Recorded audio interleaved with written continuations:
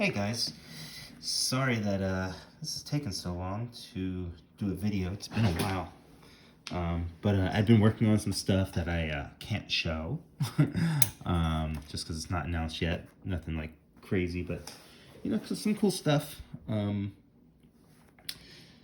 What else?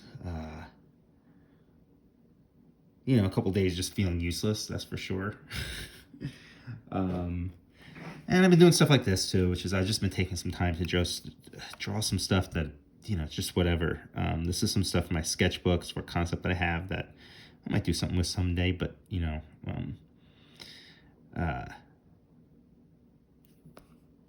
for now, it's just a distraction. So this is from a sketchbook. This is a really small sketch, and I've just blown it up much larger for this character. So I'm going to basically take my old sketch here,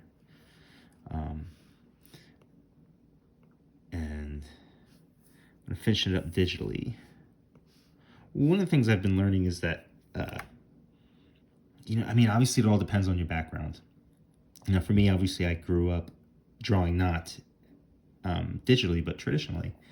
So I go back and forth a lot, and sometimes I think I'm making all home runs digitally. Other times going back to basics and using paper is super important. But recently, what I've been feeling is going back and forth between the two. So doing a lot of layouts and stuff, usually on a photocopy paper like this. So this is something from Murder Ink. And I just draw it on photocopy paper, 11 by 17, which I could lightbox or scan in, or even just take a photo of my phone and send that to myself to then work digitally. I usually use a pen over this to kind of finish it. You've seen that in some of my other process videos. So yeah, this is kind of an example of that. I'm also inking it in this kind of style that is not sort of my traditional inking style. So I'm doing it with a much thinner, almost dead line weight, very close to the Takio style. So let's just get into it. So, there's not going to be too much here since the pencil drawing was already pretty tight, but now I'm blowing it way up. Still going to try and capture the energy that I get from a pen digitally. So there's like all these little tiny, usually when you work with a pen, you get these nice little bleed marks that give, and it's super subtle, you can barely see them, but they're there, and they give this kind of little bit of a kick, a little bit of energy to the piece, which sometimes I just have trouble with or completely fail in translating digitally. I'm sure you've even heard a lot of artists talk about how sometimes their sketches, our sketches are better than our finished pieces, or at least that's almost more of our favorite part. It's not that they're better, but there's just something about it that brings more energy that's hard to capture in the finished piece. So that happens in traditional art. It definitely happens with digital stuff. But some days you're lucky. Some days, like, the mojo's all there, and it's all looking really good. What did I do? But, every day can't be a magic day,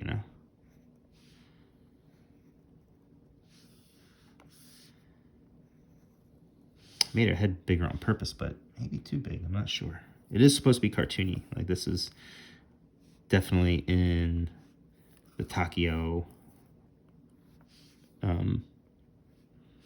spectrum of my art.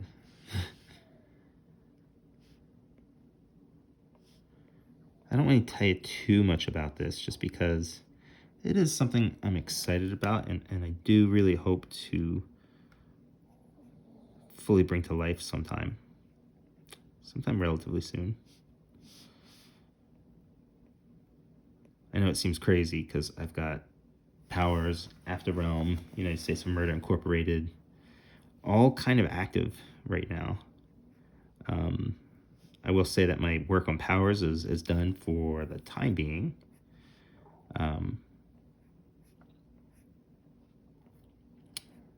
Murder Inc. I'm on almost done issue 5 of the next 6-issue arc, which hasn't been solicited yet, or has been resolicited from a while back. So I'm pretty far ahead. I'm also far ahead on the Afterrealm, which is the way I like it. It's how I'm able to continue to work on multiple projects at once, you know, is this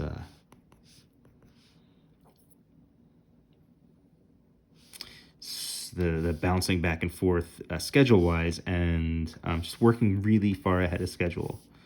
I do that because I've got the luxury, you know, I'm lucky that I've got the kind of projects and the kind of creative lifestyle where I can, and the speed, you know, that I can just go ahead and work on something simply because I want to, and work on it way ahead of schedule, so that once I actually want to execute it and do it, the material is mostly finished, or a huge chunk of it's done.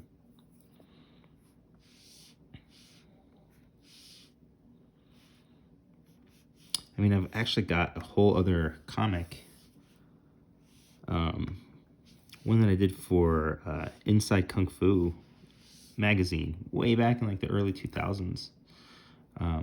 It was a 2-page comic that went in the back of each issue for a bunch of issues. I forget how many it lasted, but it's about an issue's worth of stuff, which we should collect and put out some way. The only problem is it doesn't quite have an ending, and I've done a bunch of illustrations for it so that we can kind of do a written prose ending with these illustrations, you know.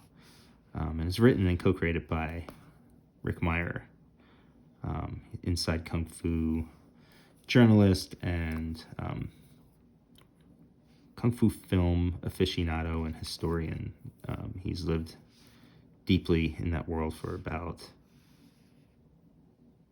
I don't want to speak for him, but it's been a long, long time, decades. So like that's another project that I really just got to figure out how to get around to finishing. And I'm sure Rick wants me to too. He'll probably strangle me next time we see each other. Deservedly so. But it's hard to figure out how to publish comics these days. There's so many ways, and yet also, even before the pandemic, kind of limiting in this weird way. Like both a billion options and also kind of limiting is kind of, I know it sounds weird, but it really is.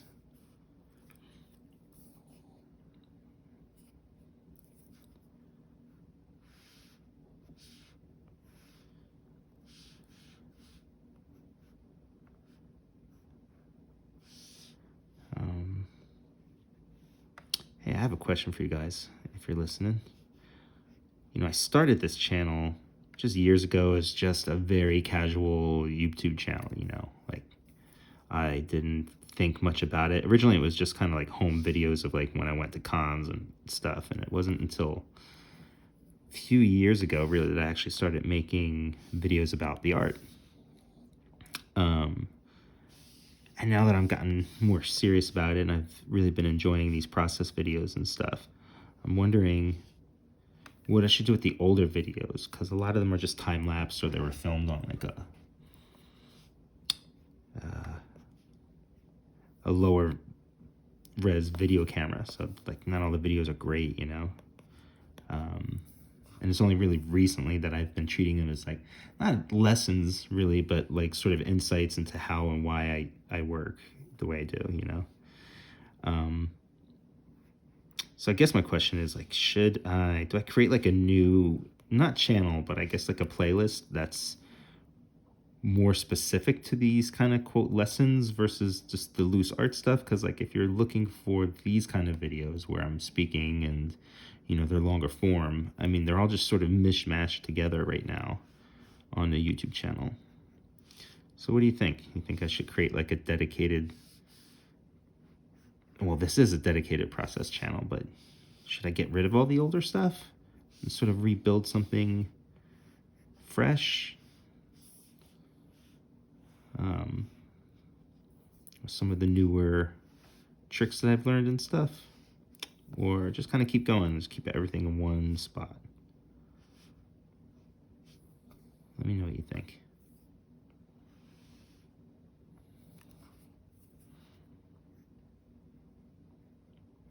So I guess all I can say about this character is that she delivers pizza in the future. I delivered pizza for a while. It's one of my few real jobs that I've ever had. And I use real in quotes. Working in comics is a real job, but you know, it's just different than other jobs. Mostly because I love making comics. It barely feels like work, you know. It's hard to call it work sometimes. Even when it is work. Even when I'm not enjoying it, you know, because my skills just aren't up to par that day, or the project is just a pain in the butt, or schedule-wise, or there's too much stuff going on in life, you know, even when it's, quote, hard, wouldn't trade it in for anything, obviously.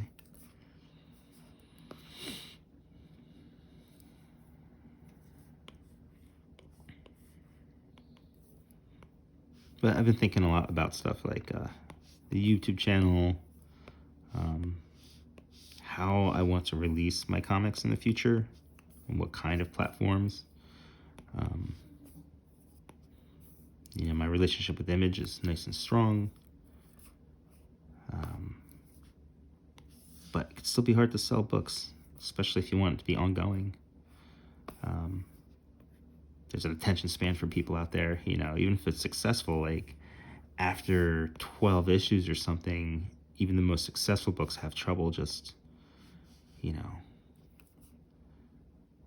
continuing to engage or being in people's minds and stuff. It's just tough. There's a lot of books out there. There's a lot of competition. So, as you can tell, I'm experimenting with stuff like Kickstarter and some webcomic stuff.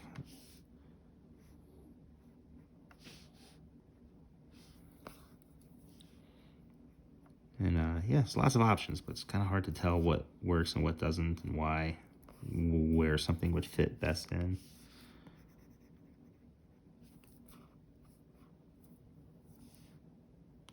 Some of my comics, it won't matter. Like if they're real passion projects, like After Realm, I want to make a living on it, but I don't have to. You know, it's enough of a passion project that I'll do it, even as long as it's not costing me anything. You know, I just want people to see it. That's my main goal.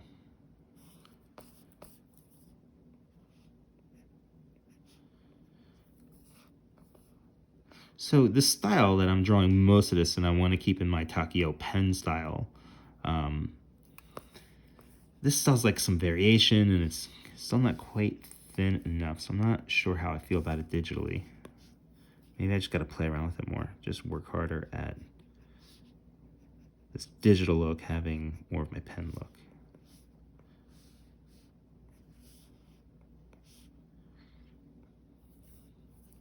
Just a little texture stuff. Beat up knee pads from fighting and delivering pizza. Yeah, delivering pizza was a fun job. Got to, you know, for a young guy, I was like 17 at the time or something. And it was cool, just driving around, listening to music, and delivering pizza. The only thing that sucked was there wasn't a GPS back then, and even though I was delivering pizza in my hometown, every now and then there'd be an address that was just really hard to find.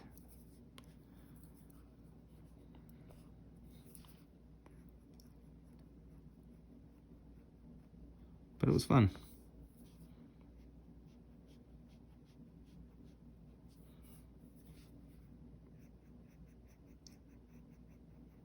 I even had that cliche of the housewife who would answer the door in some kind of lingerie kind of outfit.